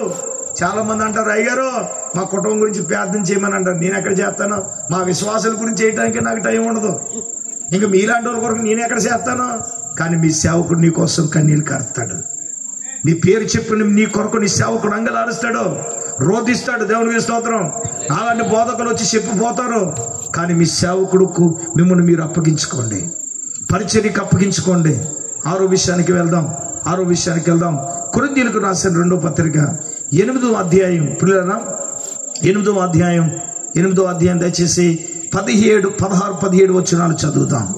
ఈ విషయమై నాకు కలిగిన ఆసక్తే తీతు మీ హృదయంలో పుట్టించినందుకు స్తోత్రం. అతడు ఏం చేశాడు? నా హెచ్చరికను అంగీకరించను గాని అతనికి విశేష శక్తి కలిగినందున తన ఇష్టము చొప్పునే మీ యొద్దకు బయలుదేరుచున్నాడు. ఆరోదిగా మనం చూచినప్పుడు, హెచ్చరిక చేసినప్పుడు ఏం చేశాడట? ఆయన అంగీకరించాడట. అమ్మా, ఈ రోజున హెచ్చరిక చేస్తే చాలా మందికి వాళ్ళు భయపడిపోతారు. హెచ్చరిక చేస్తే ప్రియులరా చాలా మంది లోబడరు. ప్రియులరా, నేనేమంటానో తెలుసా? దేవుని వాక్యము చేత మనము హెచ్చరించబడినప్పుడు, దైవజనుడు హెచ్చరించినప్పుడు, వాక్యము చేత హెచ్చరించినప్పుడు ఏం చేయాలి? అతడు నా హెచ్చరికను ఏం చేశాడు? అంగీకరించాడు. చూడండి, దావీదు తప్పు చేశాడండి. దావీదు తప్పు చేసినప్పుడు దేవుడు నాతాను ప్రవక్తను పంపించాడు. ఇప్పుడు నాతాను ప్రవక్త దావీదు దగ్గర ముందు నిలబడ్డాడు. దావీదు గారు రాజస్థానంలో ఉన్నాడు, నాతాను గారు ప్రవక్త స్థానంలో రాజు ముందు నిలబడ్డాడు. దేవుడేమో వెళ్ళమన్నాడు, దైవజనుడిని హెచ్చరించమన్నాడు. వెళ్ళాడు. అయ్యా రాజుగారు, ఒక ధనవంతుడికి 100 గొర్రెలు ఉన్నాయి. ఎన్ని ఉన్నాయమ్మా? 100 గొర్రెలు ఉన్నాయి. ఒక పేదవాడికి ఒక గొర్రె ఉంది. ఆ గొర్రెని ఏం చేస్తున్నాడు వాడంటే, అల్లారు ముద్దుగా వాడు పెంచుకుంటున్నాడు. అయితే ఒక రోజున ఏం జరిగిందంటే, ఆ ధనవంతుని ఇంటికి చుట్టాలు వచ్చాడంట. వాడు 100 గొర్రెలను వదిలేసి ఈ పేదవాడు పెంచుకున్న అల్లారు ముద్దుగా పెంచుకున్న ఈ గొర్రెని ఏం చేశాడు?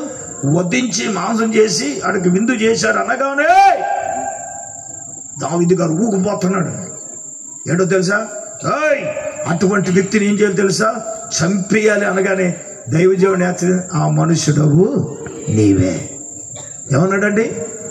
ఆ మనుష్యుడవు నీవే అనగానే రాజుగారికి, అంటే దావీదుకి అర్థమైపోయింది ఆ తప్పు చేసింది ఎవరు? తననే అని తెలిసింది. ఎందుకు విషయం ఏంటో చెప్పనా? దావీదు హెచ్చరికను అంగీకరించాడు. దావీదు తన ప్రవక్త గద్దిస్తుండగా అంగీకరించాడు. విశ్వాసులు చాలా మందికి గద్దిస్తే కోపం వస్తుంది. సమయానికి రాలేదని గద్దించిన కోపమే, ప్రార్థన చేయకపోయినా చేయలేదని గద్దించిన కోపమే, దశమ భాగం ఇవ్వలేదని గద్దించిన కోపమే, సమయానికి రాలేదని విశ్వాసంలో స్థిరంగా లేకపోయినా. ఏమంటే దైవజనుడు హెచ్చరించనా? ఇప్పుడు మన పిల్లలు తప్పు చేసినప్పుడు ప్రియులారా మనం కోపపడతామా లేదా చెప్పండి? హెచ్చరిస్తామా లేదా చెప్పండి? ఎందుకు? వాడి మీద ప్రేమ లేదా? ప్రేమ ఉండే కదా మనం హెచ్చరించేది, ప్రేమ ఉండేదే కదా గద్దించేది. వాక్యం చెప్తుంది, దేవుడు తనను ప్రేమించిన వాడిని ఏం చేస్తాడట? గద్దిస్తాడని వాక్యంలో రాయబడి ఉంది. సేవకుడు కూడా హెచ్చరిక చేసినప్పుడు ఇంకొక వ్యక్తిని ముందు పెడతాను. అతను ఎవరైనా రాజైన ఆశ అండి. ఒకప్పుడు కొంతమంది సైన్యం వారి మీద దండెత్తుకొచ్చినప్పుడు బలం లేని వారికి నీ సహాయం చేయడం నీకన్నా ఎవరు లేరు అని రాజైన ఆశ దేవునికి ప్రార్థించినప్పుడు ఆ విస్తార సైన్యము చేతుల నుండి దేవుడు రాజైన ఆశని విడిపించాడు. చప్పట్లు కొట్టండి గట్టిగా. అదే రాజుకు ఒక రోజున ఒక అనుభవం ఎదురైంది. సిరియా రాజు ఎవడో వస్తున్నాడు అని చెప్పి వేరొక రాజుతో వీడు డీల్ చేసుకుని దేవుని మందిరం బక్సములో ఉన్న సొమ్ము తీసుకెళ్ళి ఇచ్చేస్తా ఉంటే దేవుడు అనన్య అనే ఒక ప్రవక్తను పంపించాడు. ఎవరి దగ్గరికి? ఆశా దగ్గరికి. ఆశా, నువ్వు చేసే పని ఏంటయ్యా? ఇంతకన్నా విస్తారమైన సైన్యం నీ మీదకి వచ్చినప్పుడు, దేవుని మీద ఆనుకున్నప్పుడు దేవుడే కదా విడిపించాడు, నువ్వు చేసిన పని ఏంటని దైవజనుని హెచ్చరిస్తే దైవజనుని హెచ్చరికను అంగీకరించి ఏం చేశాడు తెలుసా? ఆయన తీసుకెళ్ళి ఎక్కడ పాడేశాడు తెలుసా? చెరసాల్లో పాడేశాడు. చెరసాల్లో పాడేస్తే ఏం జరిగిందా అంటే వాడికి ఆ సంగతి ఏమైందో తెలుసా? రాజుగారి సంగతి ఆ పాదంలో భయంకరమైన కురుపులు. అంత అలా జరిగింది. కానీ దేవుని దగ్గర విచారించలేదు, కానీ వైద్యుల్ని విచారించాడు. తేలిన ఫలితార్థం ఏంటో తెలుసా? దావీదు హెచ్చరికను అంగీకరించి మళ్ళీ తన జీవితంలో తప్పు చేయలేదు. ఈ ఆశ అనే వ్యక్తి దైవజనుని హెచ్చరించినప్పుడు హెచ్చరికను ఏం చేయలేదు? అంగీకరించలేదు. విశ్వాసులుగా ప్రభు మనతో మాట్లాడిందో తెలుసా? దైవజనుని హెచ్చరించినప్పుడు కొన్ని సమయాలలో హెచ్చరిక చేసినప్పుడు మనం అంగీకరించాలే గాని తిరుగుబాటు చేయకూడదు. తీతు ఏం చేస్తున్నాడు అంటే హెచ్చరికను అంగీకరించిన వాడిగా ఉన్నాడు. ఈ రాత్రి ప్రభు నీతో నాతో మనందరితో కూడా ప్రభు మాట్లాడుతూ ఉన్నాడు. ఏమని కొన్ని సమయాల్లో దేవుని లేఖనము ద్వారా దైవజనుడు మనం హెచ్చరించవచ్చు. హెచ్చరికను మనం అంగీకరించాలి కదా. మరొకసారి చెప్తున్నాను, నాలాంటి వాడు వాక్యం చెప్పి వెళ్ళిపోతాడు తప్ప ఈ రోజున నేను ఎంత బాగా ఉపదేశం చేసినా మీ ఆధ్యాత్మిక అభివృద్ధికి తప్ప. అర్థమవుతుందండి? అయ్యగారండి మీరే రండి అని అంటే నాకు అంత ఖాళీ లేదమ్మా. దేవునికి స్తోత్రం, హల్లెలూయా. అర్థమవుతుందా మీకు? నేనే 2 మందిరాలు కట్టుకున్న జనం నింపడానికి మా ఊళ్ళో 3 ఆరాధన చేయడానికి నాకు తలపేనం త్రోక్కొస్తుంది. దేవునికి స్తోత్రం. అర్థమవుతుందండి? హలో, మీరు వినాలి. మీ దైవజనుడు ఇక్కడ ఉన్నాడు. మీ దైవజనుడుకు మీరు లోబడాలి. హెచ్చరికను మీరు అంగీకరించాలి. అత్యంత కీలకమైన 7వ పాయింట్ చెప్పి నేను ముగించి నేను మీ దగ్గర నుంచి సెలవు తీసుకోబోతున్నాను. 6వదికి హెచ్చరికను అంగీకరించాడు. 7వ విషయం ఈ 2 కొరింథీయులకు రాసిన పత్రిక 8వ అధ్యాయం 23వ వాక్యాన్ని మనం చదువుకుందాం. ఈ తీతు ఎవరైనా మిమ్మల్ని అడిగిన ఎడల అతడు నాతో ఎలాగున్నాడు? పాలివాడును, మీ విషయంలో నా జత పనివాడు. ఇది అత్యంత కీలకమైన విషయం. విశ్వాసులుగా ఉన్న మనము దైవజనుడితో ఎలాగుండాలంటే ఏ పనైనా మనం పాలి భాగస్థులుగా ఉండాలి. రెండవది దైవజనుడు, మీ దైవజనుడితో మీరు కలిసి ఎలాగుండాలి తెలుసా? జత పని వారిగా ఉండాలి. సంగమా, ఈ తీతు అనే వ్యక్తి ఎలాగున్నాడు అంటే చాలా వస్తుంది, ఎంతో ఉంది. కానీ సంఘము పట్ల దైవజనుడు పట్ల ఏంటి తెలుసా? దైవజనుడా, నీతో నేను ఎలాగున్నాను? పాలివానిగా ఉన్నాను. సంగమా, నేను చెప్పే మాట ఏంటో తెలుసా? దైవజనుడికి మనం పాలివారుగా ఉండాలి. అన్ని విషయాలలో పాలివారుగా ఉండాలి. ప్రార్థించుటలో పాలివారుగా ఉండాలి, సువార్త ప్రకటించుటలో పాలివారుగా ఉండాలి, సువార్త సభలలో మనం ఎలాగుండాలండి? పాలివారుగా ఉండడం అంటే అర్థం ఏంటి? దైవజనుడి చేతితో మన చేతులు కూడా కలిపి అన్ని విషయములలో మనం ఎలాగుండాలంటే పాలి భాగస్థులుగా ఉండాలి. ఆమేన్. సంఘం అనేది మనందరిది, మీ అందరిది. దైవజనుడితో కలిసి, వింటున్నారా? దైవజనుడితో కలిసి మనము పాలివారంగా మనం ఉండాలి. ఇంకో మాట అన్నారు అక్కడ, పాలివారే కాదండి, నా జత పనివారు. హల్లెలూయా. జత పనివారు అంటే అర్థం ఏంటి? దైవజనుడితో కలిసి మనము పని చేయవలసిన వారమై ఉన్నాం. ఇక్కడ తీతుయే కాదు, మాసిదోనియా సంఘమే కాదు, వారందరూ కూడా దైవజనుడితో కలిసి పాలువారుగా ఉన్నారు. సంఘమా, మనం ఎలాగుండాలి? అన్ని విషయాల్లో దైవజనుడితో కలిసి పాలువారుగా మనం ఉండాలి. మా సంఘం ఉంది. దేవుడు మాకు ఒక దర్శనం ఇచ్చాడు. మేము క్రిస్మస్కి జరిగినప్పుడు అన్యుల ప్రాంతంలో ప్రభు మాకు చెప్పారు, మీరు కవర్ అయ్యొద్దు అని చెప్పి. అదే మా సమర్పణ తెలుసా? అయితే దానికి మా సంఘం మాకు పాలు భాగస్తులుగా ఉంటారు. సుమారుగా 2500 నుంచి 3000 మంది మధ్యలో గ్రామానికి భోజనాలు పెడతాం, అందరినీ ఆహ్వానిస్తాం. కానీ నేను చెప్తాను, అతిశయంగా చెప్పగలను. కారణం ఏంటంటే నా సంఘం నేను ఏం చెప్పితే నా విశ్వాసాలందరూ నాతో కలిసి పాలివారుగా ఉంటారు. దేవునికి స్తోత్రం కలుగుతుంది. చూడండి, ఇప్పుడు నేను ఇక్కడ ఉన్నాను, మా సంఘ పెద్దగారి ఇంటికాడ జరిగే కార్యక్రమం ఫలానా నువ్వు ఇలా చేయాలి, ఫలానా ఇలా చేయాలని నేను మొన్న ఆదివారం మా వాళ్ళకి చెప్పాను. నేను ఎలా చెప్పాను అక్కడ వాళ్ళందరూ కూడా అలాగే పని చేస్తున్నారు. చప్పట్లు కొట్టండి గట్టిగా. అందుకే నేను ఇక్కడ నిలబడి ఈ స్వేచ్ఛగా నేనేం చెప్తున్నాను తెలుసా? దేవుని వాక్యాన్ని చెప్పగలుగుతున్నాను. దేవునికి స్తోత్రం కలుగుతుంది. చెప్పండి గట్టిగా, హల్లెలూయా. దైవజనుడితో మనం ఎలాగ ఉండాలండి? పాలివారిగా ఉండాలి. రెండవది, దైవజనుడితో కలిసి ఏం చేయాలి? జత పని వారిగా ఉండాలి. వీళ్ళందరూ ఎవరో తెలుసా? మాసిదోనియా సంఘము, సంఘ విశ్వాసులు, ఆ సంఘములో ఉన్న తీతు. ఈ రాత్రి నేను అడుగుతున్నాను, సంఘములు నీవు నేను మనం ఎలాగున్నాం? ఒకటి, దైవజనుడిని ఆదరించే వారంగా ఉన్నామా? తోటి విశ్వాసులను ఆదరించే వాళ్ళంగా ఉన్నామా? దేవునికి, దైవజనునికి రెండవదిగా విధేయత చూపే వారంగా ఉన్నామా? 3, శ్రమలలో అత్యధికంగా దేవునిలో సంతోషించే వారంగా, ఆనందించే వారుగా ఉన్నామా? 4, సామర్థ్యము కొలిదియే కాక సామర్థ్యము కంటే ఎక్కువగా దేవునికి ఇచ్చేవారంగా ఉన్నామా?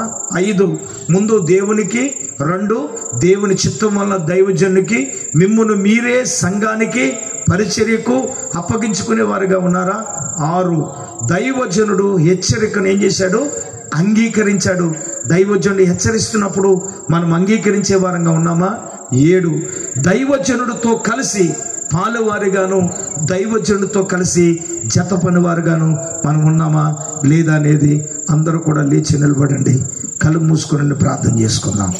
దేవుడు ఎంతవరకు తన సేవకుల నుంచి ఎవరు కూడా అనాలోచితంగా ఉండడానికి వీలేదు సుమా. ఇక్కడ ఒక తీర్మానంతో ఈ రాత్రి మాసిదోనియా సంఘమును గురించి, దైవజనుడైన తీతును గురించి ప్రభు సూటిగా తేటగా మనతో మాట్లాడగా ఎవరు దయచేసి వెళ్ళడానికి వీల్లేదు. ఇక్కడి నుంచి ఒక బలమైన తీర్మానంతో వెళ్ళాలి. అందరూ కూడా నోరు తెరిచి ప్రార్థన చేద్దాం. ప్రభువా, నీ సేవకుల నుంచి మాతో మాట్లాడవు నాయన.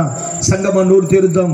నీవు నేను ఎలాగున్నామో చూడండి. దైవజనుడైన పౌలు గారు తీతు అక్కడ లేడని మాసిదోనియాకి ఎందుకు వచ్చారో తెలుసా?